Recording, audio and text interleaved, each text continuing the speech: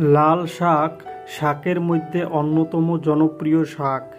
এই শাক আগে শুধুমাত্র শীতকালে পাওয়া গেলেও বর্তমানে এটি সারা বছরই পাওয়া যায়। এর রং ও স্বাদের জন্য অন্য সব শাকের থেকে আলাদা। খেতে সুস্বাদু এই শাক পুষ্টিগুণেও ভরপুর। আসুন আজকে আমরা জেনে নেব লাল শাকের উপকারিতা ও পুষ্টিগুণ সম্পর্কে। ক্যালসিয়ামের ভালো উৎস। লাল শাকে ক্যালসিয়ামের পরিমাণ অন্য শাকের তুলনায় বেশি। ক্যালসিয়াম দেহের জন্য অত্যন্ত দরকারি উপাদান, বিশেষ করে দাঁত ও হাড় গঠনে। তাই দাঁতের সুস্থতা, হাড় গঠন ও গর্ভবতী ও প্রসূতি মায়েদের দৈনন্দিন ক্যালসিয়ামের চাহিদা পূরণে এই শাক উপকারী। দৃষ্টিশক্তি বৃদ্ধি করে।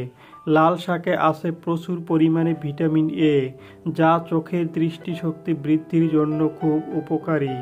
লাল শাকে বিদ্যমান ভিটামিন এ রেটিনার ক্ষমতা বাড়িয়ে দিয়ে সার্বিকভাবে দৃষ্টিশক্তির উন্নতিতে বিশেষ ভূমিকা পালন করে। তাই দৃষ্টিশক্তি বৃদ্ধি করতে আপনার খাবারের মেনুতে রাখতে পারেন লাল শাক। হজম শক্তি বাড়ে। লাল শাকে প্রচুর পরিমাণ ফাইবার ও আঁশ থাকে, যা হজমে সাহায্য করে, ফলে স্বাভাবিকভাবেই বদহজমের আশঙ্কা কমে। সেই সঙ্গে বাওয়েল মুভমেন্ট যাতে ঠিক মতো হয় সেদিকেও খেয়াল রাখে। রক্তশূন্যতা দূর করে। রক্তশূন্যতা রোধ করতে লাল শাক খুব উপকারী, কারণ এতে আছে প্রচুর পরিমাণে আয়রন। লাল শাক শরীরে লোহিত রক্তকণিকার মাত্রা বাড়াতে বিশেষ ভূমিকা পালন করে থাকে।